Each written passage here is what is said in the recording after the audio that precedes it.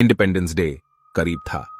School में राज और उसके दो दोस्त सोनू और भानु को इंडिपेंडेंस डे की दिन परफॉर्मेंस करने के लिए उनके क्लास टीचर ने उनको एक ड्रामा का थीम दिया था।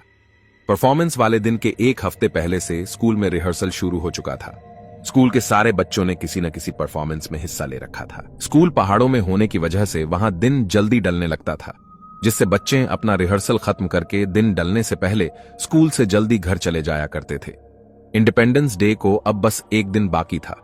सोनू और उसके दोस्त अभी भी रिहर्सल में कुछ गलतियां कर रहे होते हैं, जिससे वो सभी बहुत परेशान थे।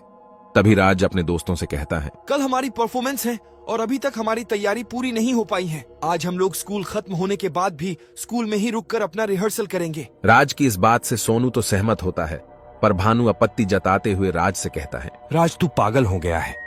हम रात में स्कूल में रुकेंगे क्या? तूने अपने स्कूल को लेकर लोगों की बातें नहीं सुनी है क्या? सोनू की बात सुनकर राज गुस्से में सोनू से कहता है, वो सारी बातें बस अफवाह हैं, उन बातों में कोई सच्चाई नहीं है। राज और सोनू की बातें सुनकर भानु उनसे पूछता है, भाई तुम लोग किस बारे में बात कर रहे हो?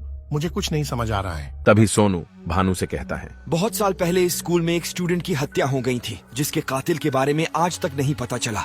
लोग कहते हैं कि तब से रात होते ही इस स्कूल में उस बच्चे को आत्मा भटकती है। कई लोगों ने उसकी आत्मा को स्कूल में घूमते हुए देखा है। भानु यह सब सुनकर हैरान रह जाता है, क्योंकि उसको इन सब के बारे में कुछ नहीं पता होता है। राज, सोनू और भानु रिहर्सल करना स्टार्ट करते हैं। थोड़ी देर बाद सोनू को ऐसा महसूस होता है कि उसके पीछे से अचानक से कोई गुजरा हो, पर वो यह बात अपने दोस्तों से नहीं कह पाता है, क्योंकि उसको लगता है अगर वो यह बात अपने दोस्तों से बताएगा तो सब उसकी बातों का मजाक बनाएंगे। थोड़ी देर बाद भानु को पेशाब लगता है और वह अकेले टॉयलेट जाता है।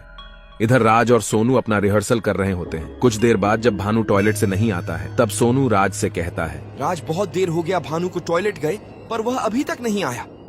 चल कर देखते हैं क्या बात है। उसके बाद राज और सोनू भानु को खोजते हुए टॉयलेट में पहुंचते हैं। भानु वहां जमीन पर बेहोश पड़ा होता है। भानु को जमीन में बेहोश पड़ा देख राज और सोनू झट से भानु के पास जाते हैं और भानु को होश में लाने के लिए उसके मुंह पर पानी मारते हैं। तभी भानु हफ्ता हुआ होश में आता है। भानु को ऐसा भौंचक्या देख राज और सोनू उससे पूछते हैं कि उसने ऐसा क्या देखा जो उसकी यह हालत है। तभी भानु हांफता हुआ उन दोनों से कहता है, मैंने अभी यहाँ किसी को देखा। उसकी आंखें एकदम लाल थीं और उसके पूरे शर्ट पर खून लगा हुआ था। उसका जीभ उसके मुंह से बाहर था। वह मेरी तरफ बढ़ रहा था और मैं अचानक बेहोश हो गया। भानु की बात सुनकर सोनू राज से डरते हुए कहता है, मैंने तुम लोगों से बोला था उसकी आत्मा रात में इस स्कूल में घूमती रहती है, पर तुम लोगों ने मेरी बात नहीं मानी। अब भुगतो। सोनू का बार बार ऐसा बोलना अब राज को भी दुविधा में डाल रहा था। राज सोनू की बात को मानकर स्कूल से निकलने को राजी हो गया। अब वो तीनों स्कूल से निकलने लगते हैं। तभी राज को अपने पीछे किसी के चलने की आवाज सुनाई देती है।